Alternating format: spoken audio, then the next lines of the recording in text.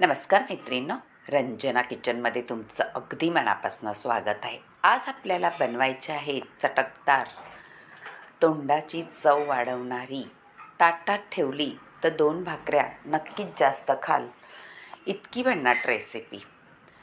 आपल्याला बनवायची आहे मिरचीपासून पदार्थ. काय बनवायचं आहे व्हिडिओ संपूर्ण पहा म्हणजे कळेल. त्यासाठी आपल्याला मिरच्या घ्यायच्या आहेत स्वच्छ धुवून, कारण कोणताही पदार्थ आपण म्हणजे भाजी किंवा मिरची टमॅटो हे सगळं आपल्याला छान स्वच्छ धुवूनच घ्यायचं असतं. आता धुवून घेतल्यावर त्याचं काय करायचं आहे पहा. मध्ये चिरा पाडून घ्यायचे आहेत याप्रमाणे, कारण ह्या मिरच्या अजिबात तिखट नसतात, तर हा पदार्थ मुलंही खाऊ शकतात. जास्त छोटी नाही, पण ज्यांना मिरची आवडत असेल त्यांनी नक्कीच खाल्ली तर ही मिरची तिखट लागणार नाही. तुम्ही माझ्या पद्धतीने जर बनवली तर महिनाभरसुद्धा ही मिरची टिकू शकते. पुढे प्रवासालासुद्धा तुम्ही घेऊन जाऊ शकता. आता चिरा दिल्यानंतर पुढे काय करायचं आहे व्हिडिओ संपूर्ण पहा. जास्त वेळ न लागता झटपट होणारी मिरचीची रेसिपी नक्कीच तुम्हाला आवडेल आणि बघताच तुमच्या तोंडाला पाणी सुटेल. त्यासाठी मी एक लोखंडी पॅन घेतलेला आहे. त्यामध्ये पाणी घातलेलं आहे ग्लासभर, हळद घातलेली आहे आणि मीठ घातलेलं आहे. उकळीमध्ये आपल्याला मिरच्या घालून घ्यायच्या आहेत. मिरच्या उकळीमध्ये घातल्या तर त्यामध्ये मीठ आणि हळदीचं पाणी नक्कीच जातं, म्हणजे मिरची आपली छान टवटवीत आणि कलरही बदलत नाही.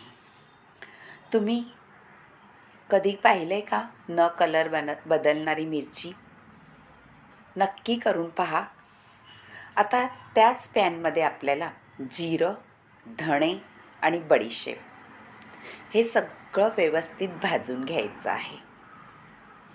प्रत्येक एक एक चमचा आहे. फक्त आपल्याला धणे थोडेसे जास्त घ्यायचे आहेत. तेल अजिबात टाकायचं नाही, फक्त भाजून घ्यायचे आहेत धणे, बडीशेप आणि जिरं. व्यवस्थित भाजले का त्याचा सुगंध अगदी छानच येतो. हे पहा, आता पॅनही आपलं गरम झाल्यामुळे पटकन भाजलं जातं, त्याला काही वेळही लागत नाही. मिरची म्हटलं का सगळ्यांनाच आवडते, कारण ताटामध्ये साईडला मिरची असली तर ताटही सुंदर दिसतं आणि खायलाही भारी लागतं. आता ह्याच्यामध्ये गावरान आपलं मोहरी घातलेली आहे. छोटी छोटी आहे ती, मोठी नाही. जी गावरान असते ती मोहरी अगदी बारीक असते, राईच्या दाण्यासारखी, म्हणजे नाचणीच्या दाण्यासारखी. आता आपल्याला सगळं व्यवस्थित भाजल्यानंतर बारीक पावडर करून घ्यायची आहे आणि आपली मिरचीसुद्धा शिजलेली आहे. पहा, मिरची शिजले तरीसुद्धा कलर अजिबात डाऊन झालेला नाही, म्हणजे हिरवागारच राहिलेला आहे. ते कसं होतं? हळदीने आणि मिठाने. आता आपण थोडीशी पाहू शिजली का. हे पहा, शिजलेली आहे. त्यामुळे आपण पाणी काढून घ्यायचं आहे आणि बाजूला ठेवून द्यायची आहे. आता पाणी काढल्यानंतर पुढची प्रोसिजर करायची आहे. कढई ठेवायची आहे आणि त्याच्यामध्ये तेल घालायचं आहे.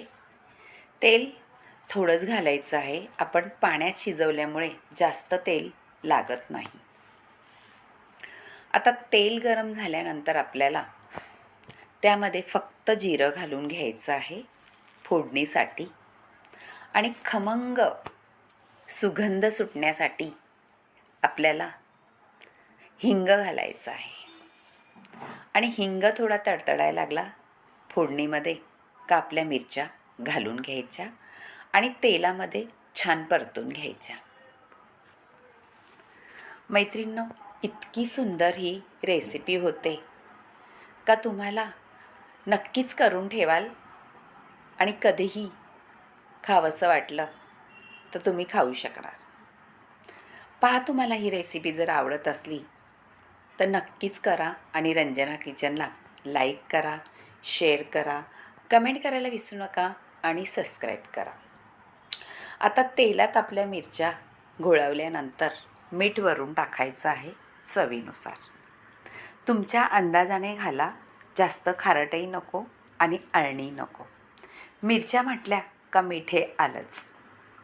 आता वरून परत थोडीशी आपल्याला हळद घालायची आहे आणि ही मी घातलेली आहे काश्मीरी मसाला घातलेला आहे. तो अजिबात तिखट नसतो. तो का घातला? आपल्या रेसिपीला छान कलरही येतो, दिसायला सुंदर दिसतं. आता आपण घातलेले आहे आपण जे वाटण केलं म्हणजे भरड, धणे, जिरे, बडीशेप आणि मोहरी.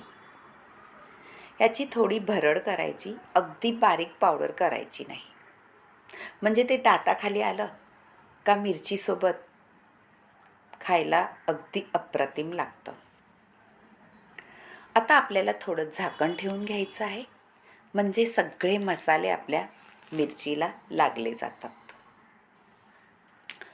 तेल सुटोच तोपर्यंत मिरची आपल्याला परतून घ्यायची आहे. तुम्ही कधी केले का अशी मिरची? नक्कीच करून पहा. करता करताच तुमच्या तोंडाला पाणी सुटेल आणि जिभेवरची चव खाल्ल्यानंतर नक्कीच रेंगाळत राहील. तुमच्या मैत्रिणीसोबतसुद्धा हा व्हिडिओ शेअर करा. त्यांनाही आवडला तर एक कमेंट करायला सांगा. आता आपल्याला लिंबू पिळायचं आहे. मैत्रिणो, लिंबू का पिळायचं ते सुद्धा तुम्हाला सांगणार आहे. आपण मिरची उकडून घेतलेली आहे पाण्यामध्ये. पाण्यामध्ये जो पदार्थ आपण उकडून घेतो किंवा काय, तो जास्त दिवस टिकला जात नाही. त्यामुळे आपल्याला लिंबाचा वापर करायचा आहे, म्हणजे आपला पदार्थ टिकून राहण्यास मदत होते. तुमच्याकडे लिंबू नसलं तर आमचूर पावडरसुद्धा घालू शकता. आता छान परत एकदा आपल्याला लिंबाच्या याच्यात मुरून द्यायचं आहे. त्याकरता थोडंसं झाकणही ठेवलं तरी चालेल आणि असंही तुम्ही परतवलं तरी चालेल. आणि ही मिरची तुम्ही कुठे बाहेर गेला तरीसुद्धा घेऊन जाऊ शकता प्रवासाला, कारण लगेच खराब होत नाही. आता झाकण ठेवल्यावरती लिंबाच्या रसामध्ये छान मुरली जाते आणि आपल्याला टिकवण्यासाठी मदत होते. मैत्रिणो, तुम्ही माझे व्हिडिओ पाहता का? तुम्हाला आवडतात का? आणि आवडल्यास एक कमेंट जरूर करत जा. तुम्हाला कशा वाटतात रेसिपी. नक्कीच हेल्दी रेसिपी मी बनवत असते, जास्त तेलकट नाही किंवा मुलांच्याही आवडीप्रमाणे आपण मिरची केलेली आहे. नक्की करून पहा. झालेली आहे.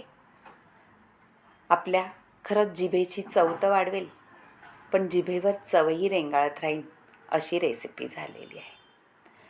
तुम्हाला जर व्हिडिओ आवडला असेल तर मैत्रिणींना शेअर करा, त्यांनाही कमेंट करायला सांगा. आता आपण छान मिरची वाढून घ्यायची आहे आणि तोंडी लावायची आहे. भाजी नसली तर असं काही पदार्थ तोंडी लावायला असला तर भाजीचीही गरज लागत नाही. बाय मैत्रिणींनो, भेटूया पुढच्या रेसिपीत.